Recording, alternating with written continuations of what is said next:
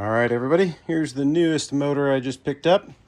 $250, more than I usually pay for motors, but this one's, I think, in better shape, and it's a 15 horse. It's newer. This is a 1992. Feels pretty solid. This is, there's no play. This is nice and shiny, sharp. This has no corrosion on it. Everything looks really nice.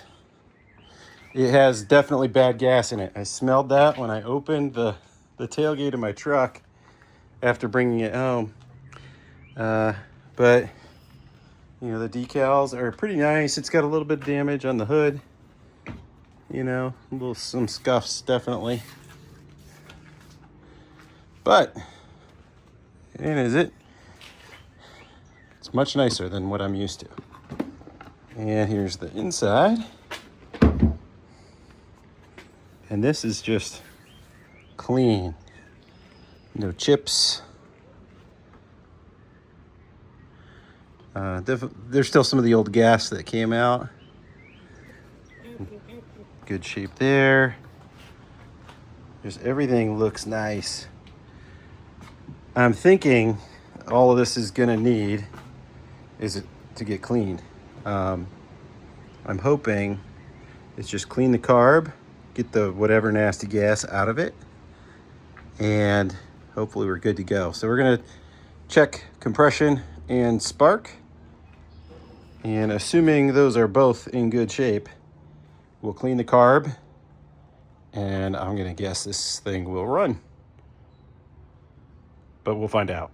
I don't want to count my chickens before they hatch. All right, let's give it a check for spark here.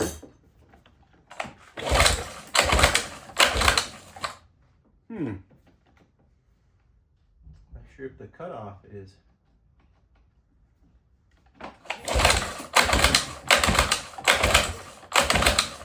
Oh, the top is working.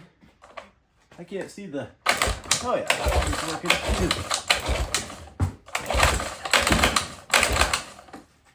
All right, we do have spark.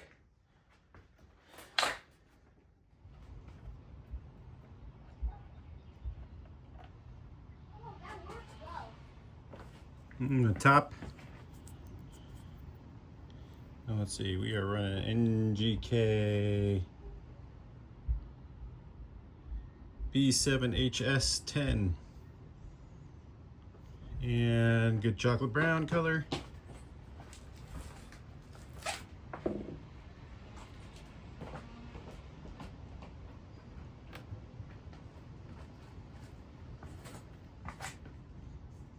Also a good chocolate brown color.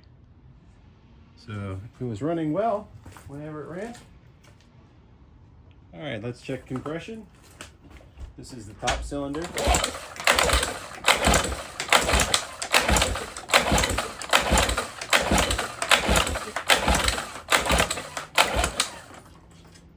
110, 112-ish. I honestly expected closer to 100, only because that's what the 1979 and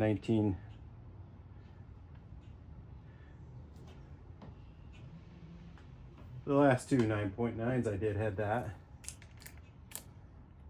I'm not sure. I don't think these 15s are any different with compression wise. I guess I'm going to put that here. Not sure if you guys can see it.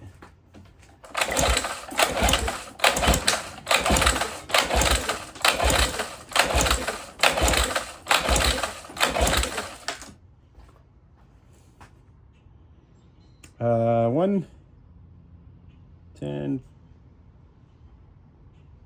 15, 116. So you'd like 112 and 116. Compression should be good.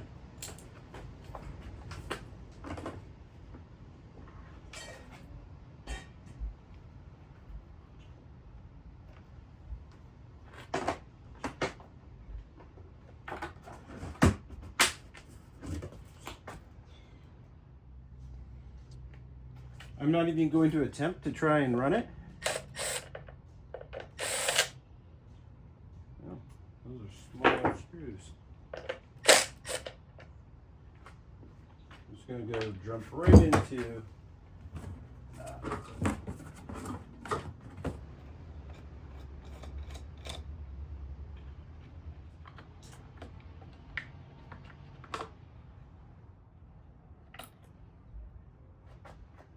yeah, it seems like every time I find these, they've got like, you know, whenever the carb is dirty, it's got gunk even on this plate. Otherwise, this plate's shiny, just to show you guys.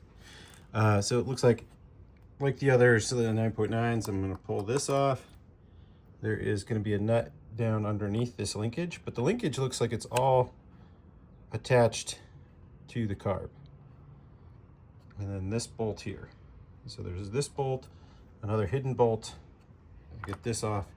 I should be able to reach them both and pull the whole thing off.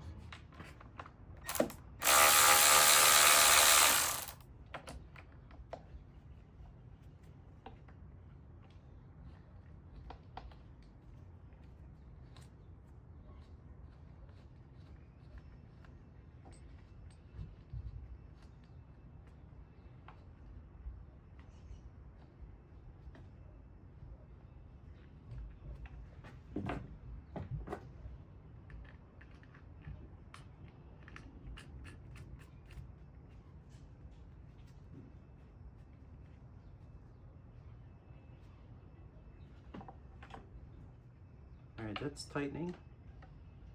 That's loosening.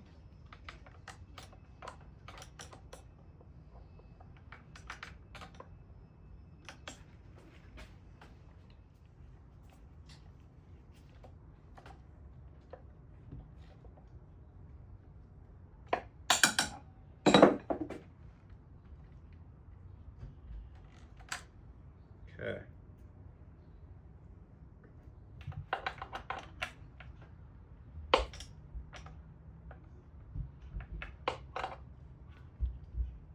All right, so something to be aware of. These are stainless steel and they are not that magnetic, not enough to where I can get them with my magnetic nut grabber. So do not let them fall unless you have another alternative means of fishing them.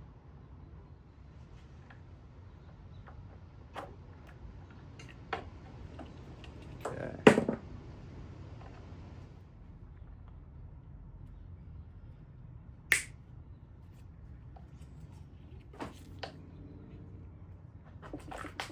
Carb is free.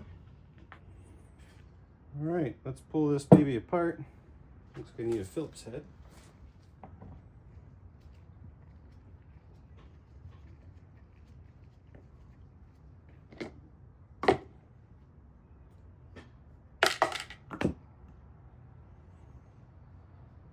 Okay, looks actually very, very clean. I guess plastic, it stays fairly clean.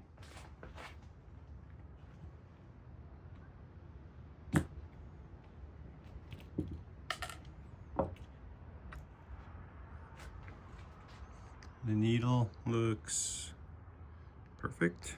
I don't see anything there. So this one has an extra little hose here. It looks like it has like a pilot here. And then there's a gasket, a piece of plastic,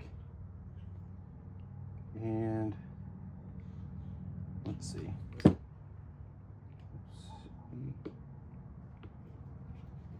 we go. Itty bitty little jet. And it is clear. Since it's not in bad shape, I don't really want to go tearing everything apart. Clear. No gunk. But you know, I'll bet you just clearing out the bad gas would get this running. I'm just going to take, everything is clear, so I'm just going to take this and run it in the parts washer for a half an hour, just to make sure that we get any ports clear. All right, we've done the cleaned everything in the ultrasonic, and now I'm just gonna use the brake cleaner or carb cleaner to get into all the nooks and crannies. Anything that kind of does two things, gets us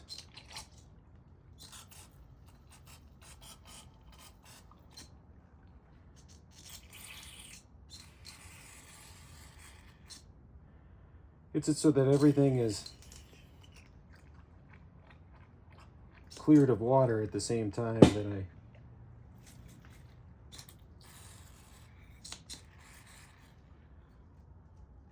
probably should have taken this out. Oh well.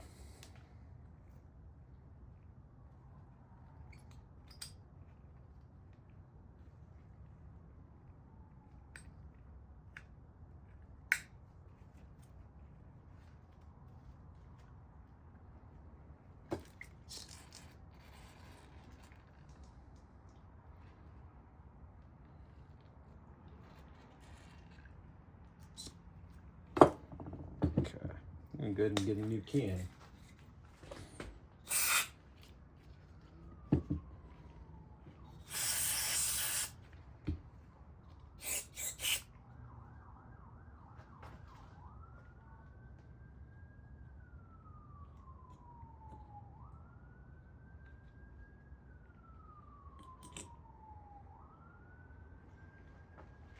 What's an interesting thing?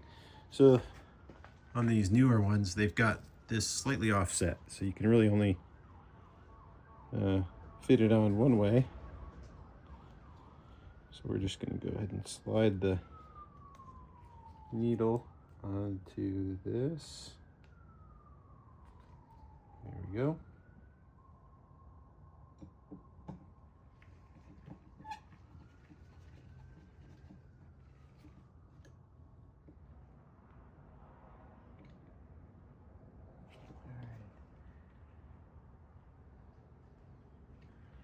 All right, I got that one in.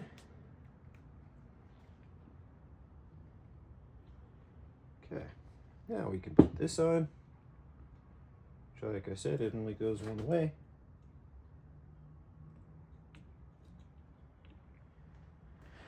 And I'll grab the little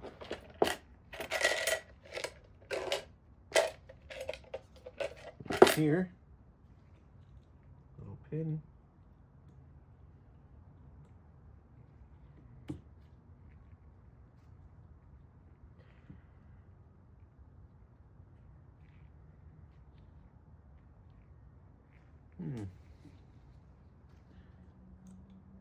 There we go.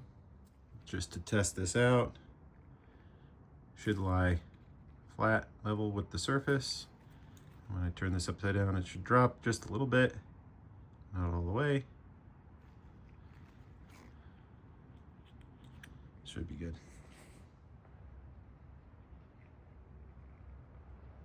So this looks like it must seat in the very top of this. If it's not seated, it won't kind of grab. Okay. 6 screws.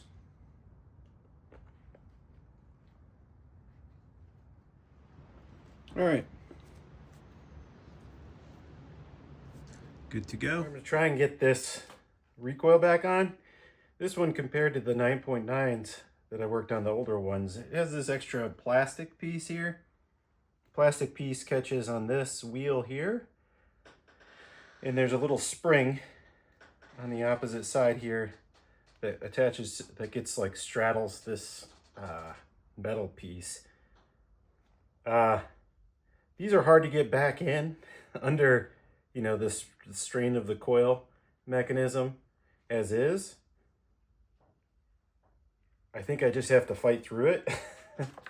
If you guys have a trick, I am all ears, but it's, you know, not easy. So I'm going to take this bolt off here that I have.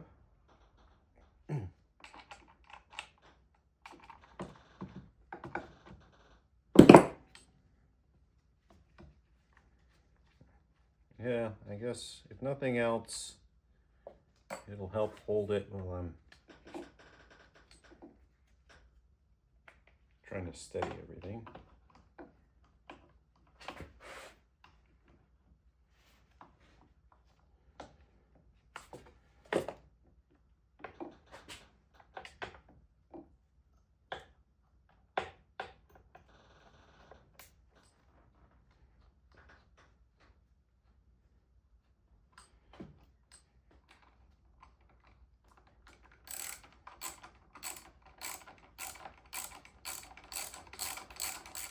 All right, on these 1992s, I fought with this for a while, and then now I just did it twice, really pretty quick, easily. But this goes on this side. On the old ones, it was on this side. This has this little, the 1992 has this little C. You need the little spring on this side and the plastic on this side. And honestly, now getting it lined up like this actually went in much easier than when I was trying to fight it with this over here. So this works. And what it does too, if you have it in, I think if you have it in gear, and then, yeah, if you have it in gear and then give it gas, now it won't let you use the pull start. It's the stop. That's what that plastic does. So, for those of you wondering, that's how you get that back in there. We've got this all back together now. I'm going to put the air box back on, and we'll get the rest of this together.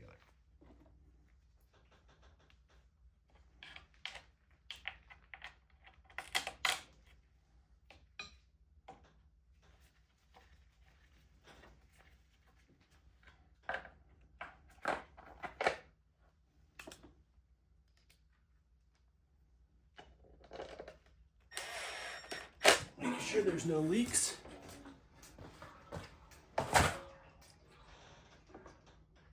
right, everything should be good.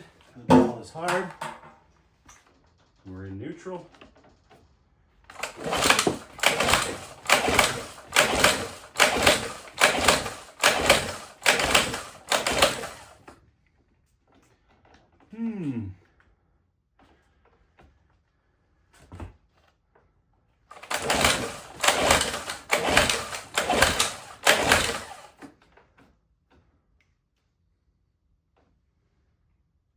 And give it a shot of starter fluid.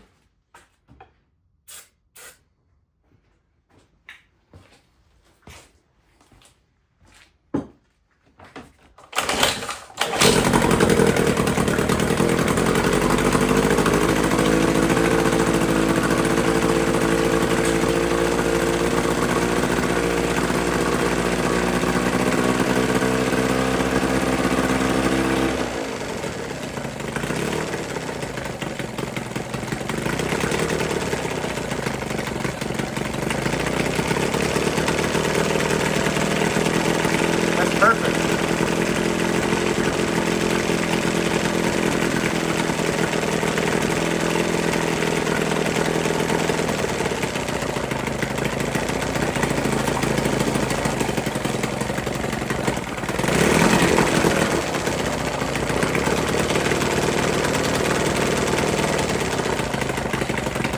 Wow, this thing is perfect.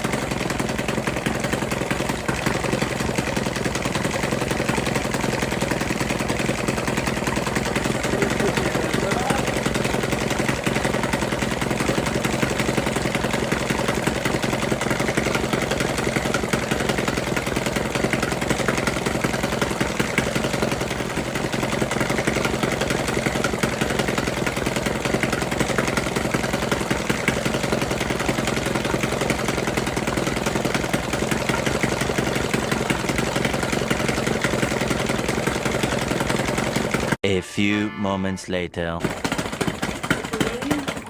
There we go. I had to turn the mixture all the way down and get it to stop idling so perfectly. So it seems the cutoff, the electrical cutoff, is not working. So typically that's a couple of wires that are usually running somewhere down here. So I think that's it. You know, I followed this into the motor, comes down here, right to there, and there's a disconnected relay. So I'm thinking that all I should have to do is reconnect that. So this, it's just one single little thing. And I think it's, I'm going to put this back on.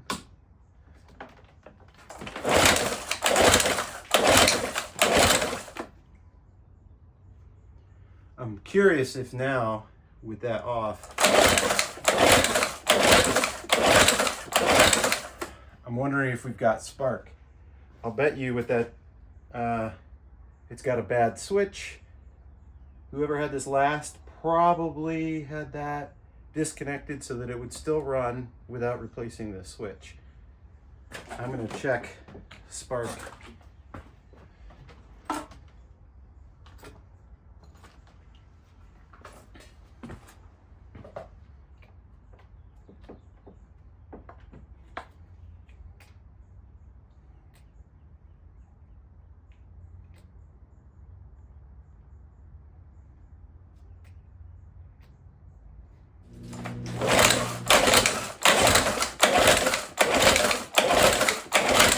It's still got spark, at least in the top.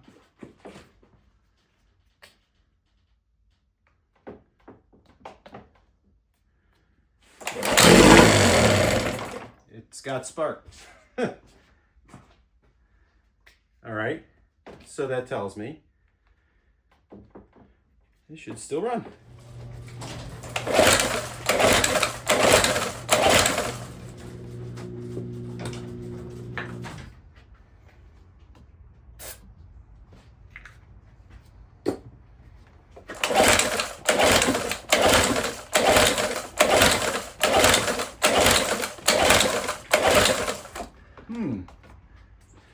There's something fishy.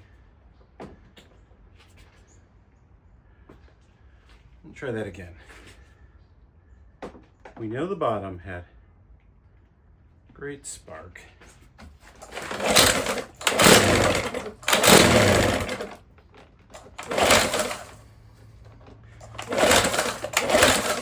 I wonder if this switch is still messing with it.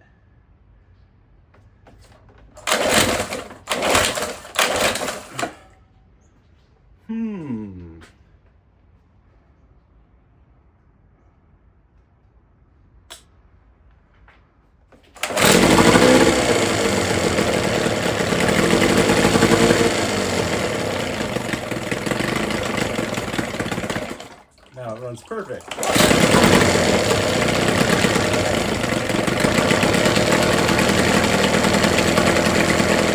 running.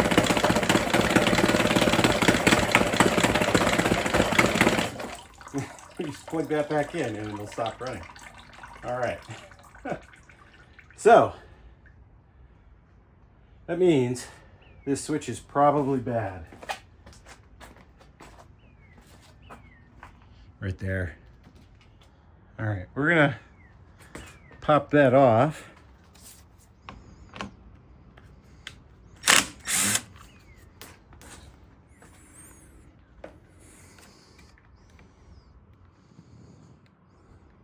Okay, so this is somehow the switch that's broken. We'll have to figure out how to get that replaced. I don't know if you can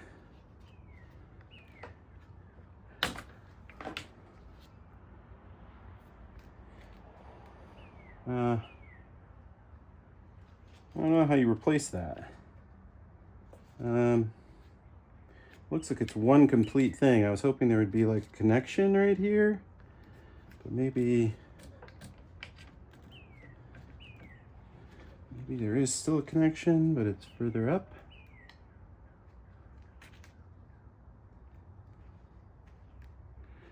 Like a rubber strappy thing holding that in there. Okay, there we go. I'm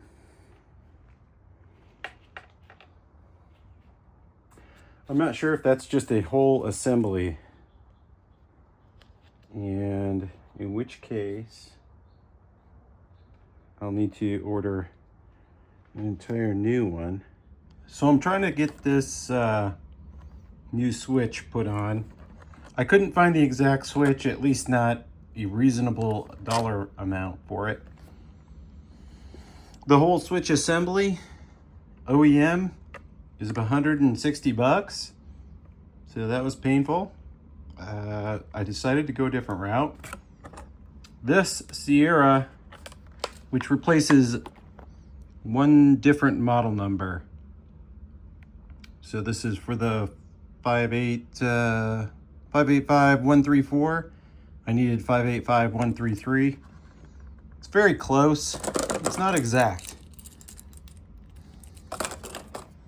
You can see it's a little bit bigger, a little different shape here. This has like this twisty thing. It almost works perfectly though. I can't quite tuck this all the way up into there. The reason being is that the plate that holds this in, that bolts right there, has a little lip on it that's just a little bit,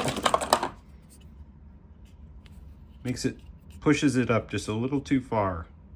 Otherwise I would be able to still put this plate on here and it would cinch up nice. So I think all I'm gonna have to do really, I don't know the best way to do it. I could melt it off, it's just a plastic piece, or I could maybe cut it off, or maybe use a Dremel tool and grind it off. I'm not sure the best way. I want to leave these little clips on there. It just holds everything really nice and sturdy. So I'm thinking I just grind that.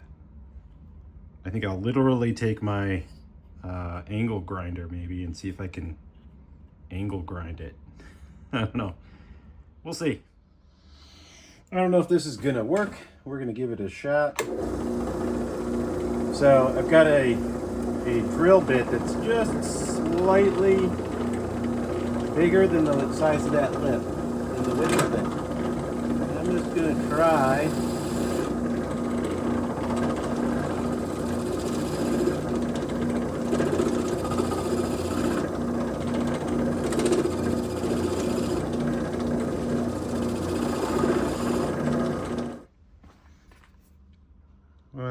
you can see I took out a lot of it. It does, you can see, fit in there. And I just want this. You can see there's just a little bit sticking up.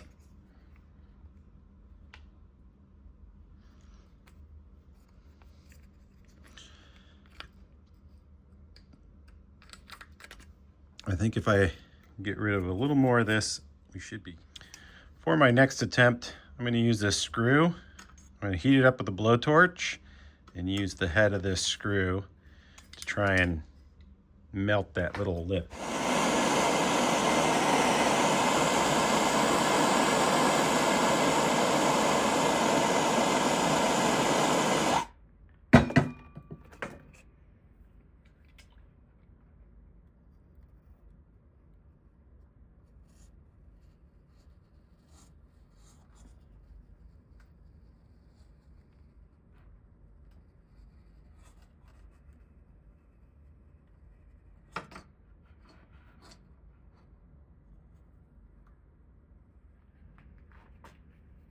Okay, so not the prettiest on the inside, but it is now perfectly flat. That lip is no longer there.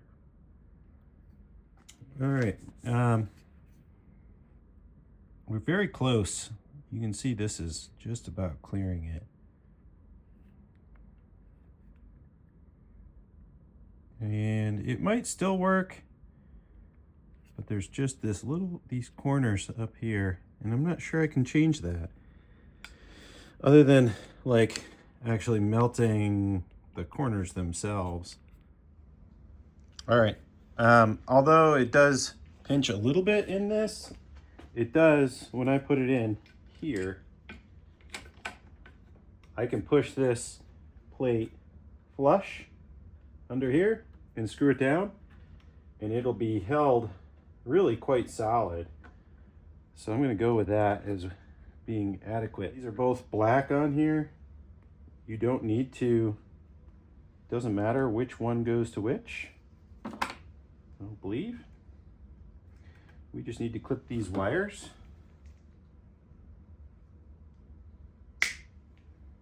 Like so. Just need a little bit stripped.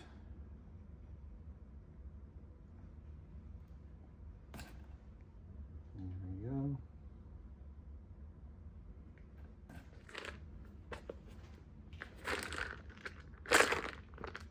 And use these. I think the smallest, I think these reds.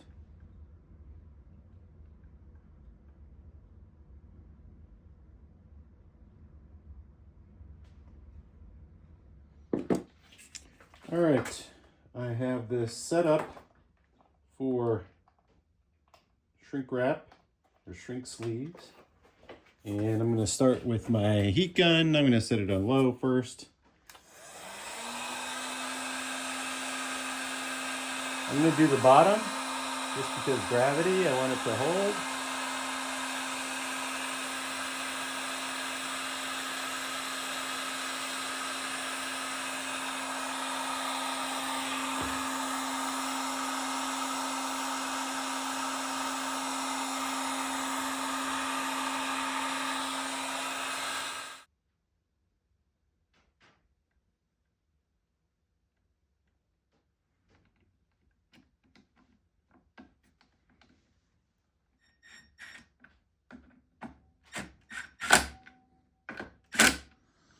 All right, that worked really well.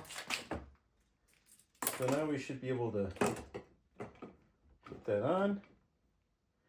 And if all is correct, this should now run. So we have it connected here on the motor. And this,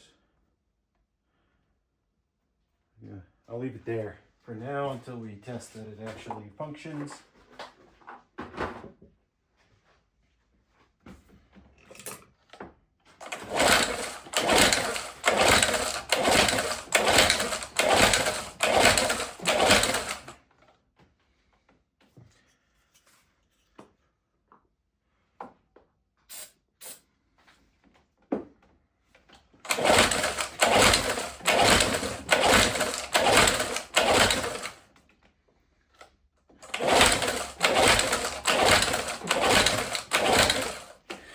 Seems to not be functioning. Let me, it's disconnected now. We'll see if that makes it start.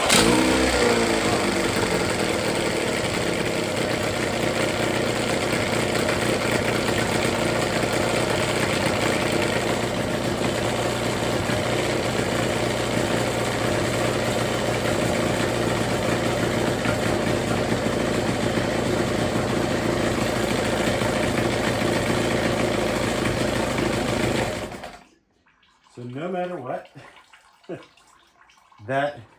so the switch wasn't the problem. Well, let me see if the switch is out, if that,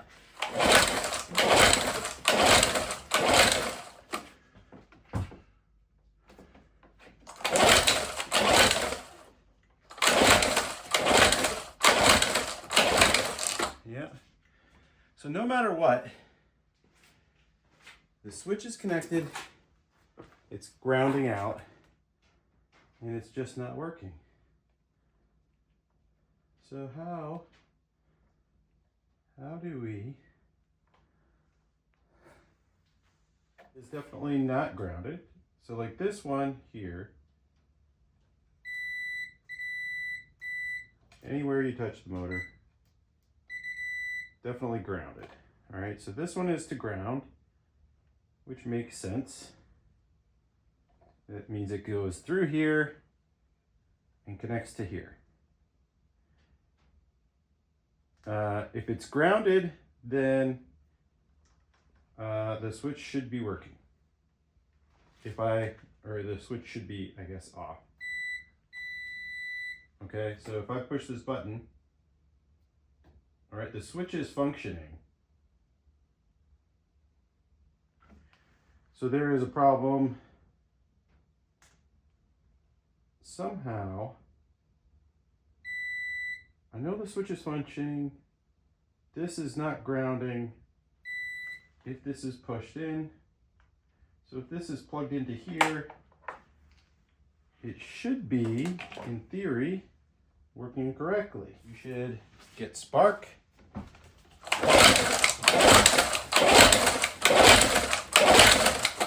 But it's not getting spark. This is baffling me. Okay, so my next attempt to try and diagnose where the things are going awry, I'm going to go ahead and cut one of these wires. I'm not sure which one.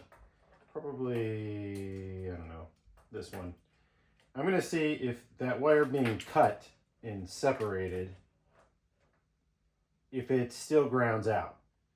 If we know it grounds when this is separated, then that would mean that somewhere in this wire line there is a ground. It's not going to the engine block. It would have to be going to something else, but it's somehow getting grounded out. So I'm going to remove this again here. So let's see. I don't know. It should theoretically, as long as this is not touching anything, run. There is no switch. Okay, now if you touch this wire to something,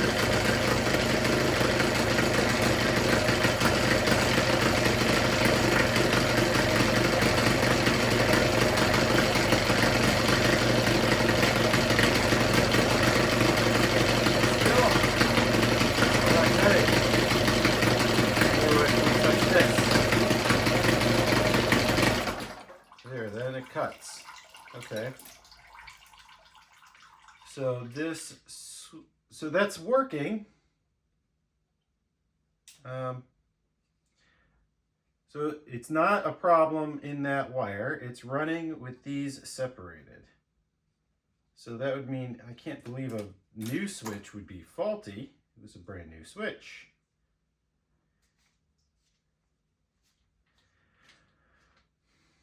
And we know the switch was working.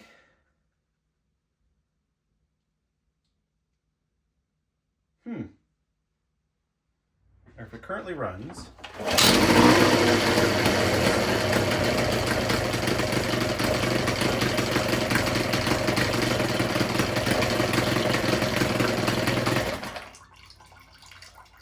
I touch the two wires and it cuts. And that is exactly what the switch is supposed to do.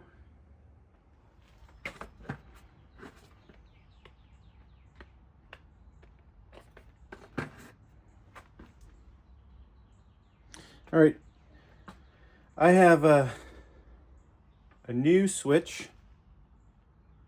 It has these different connections here, which are meant for a different plug that I don't have, but I'm guessing I can get the right part at Harbor Freight for that. I got this for like 21 bucks shipped on Amazon. It's kind of cool that it has, two different methods of cutting the motor.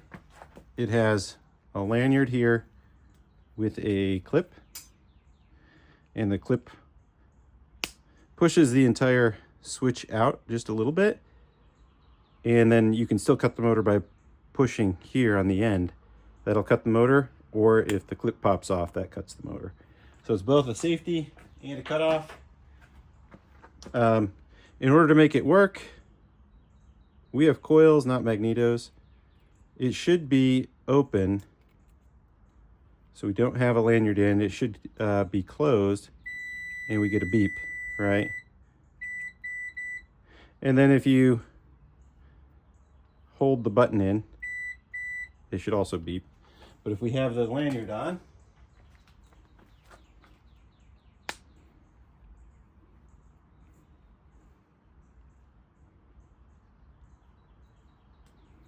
and touch the 2, nothing.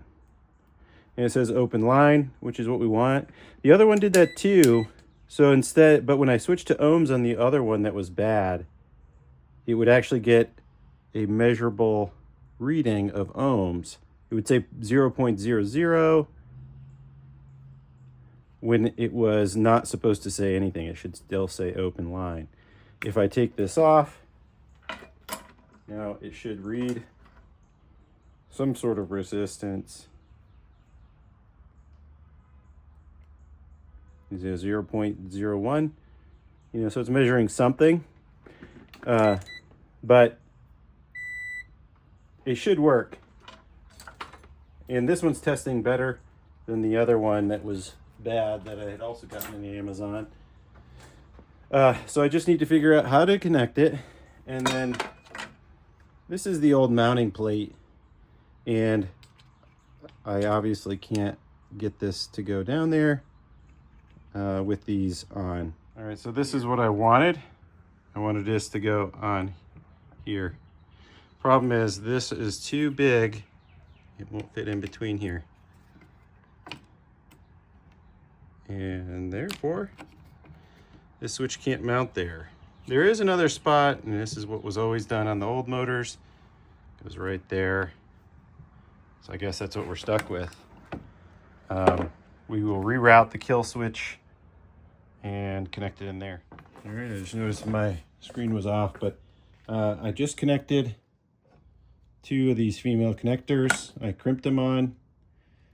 Given these aren't heat shrink, I've added the heat shrink tube, and we're gonna cook them.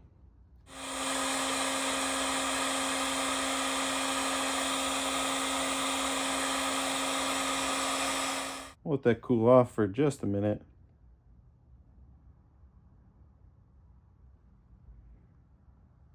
And then we'll have to see. There should be a C and M on here. We want to hook to the C because these are coils.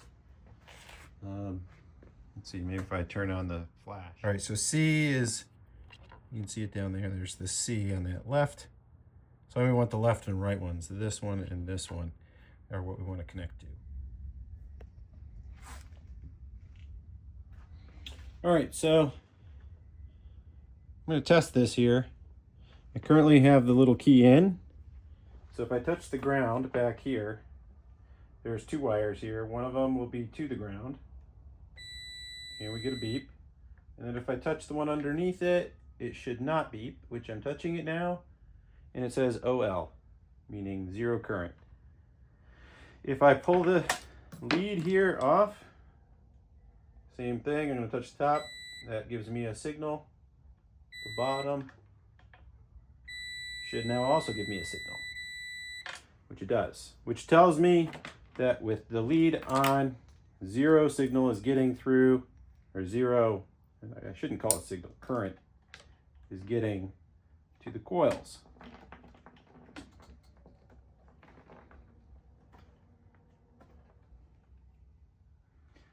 So, in theory, this cutoff should now work. I have to put the air box back on. I'm going to do that now, and then we'll give it a test. I'm going to just hope.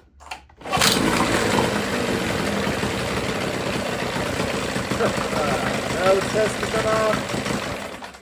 Awesome. Wow. That was, and that, no start. Put this back on.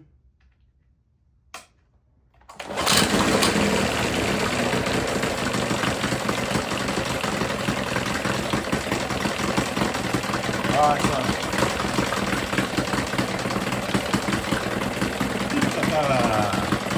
Success. And I want to sell this motor right away, but I also want to test it on my little boat. But it's still winter. It's spring. We'll have to figure that out.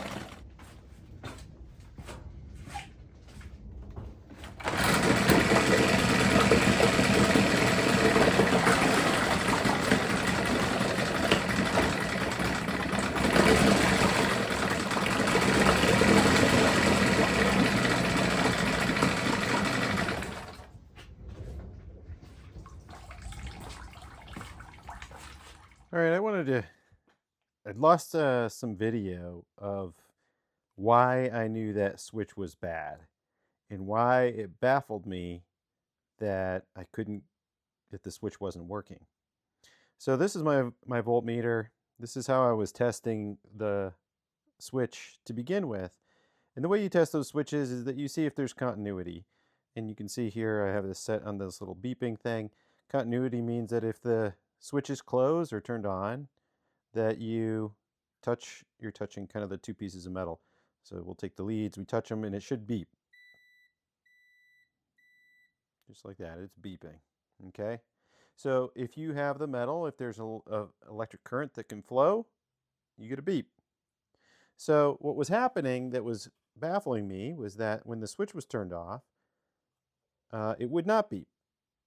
So indicating there was no continuity, the switch was open, nothing was flowing, but the reality was it just wasn't enough.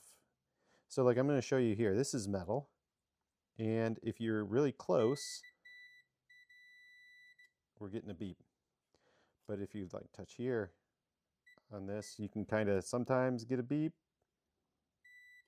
Okay, so the continuity part of this is showing that the switch is working, but you can tell that's only the continuity part. If we use the ohms, you can see even though I'm touching those same spots on this razor, which they were not beeping, you were getting open line, you can sometimes get a reading of the ohms. So it's high resistance, but still some current is flowing. And that was what was happening.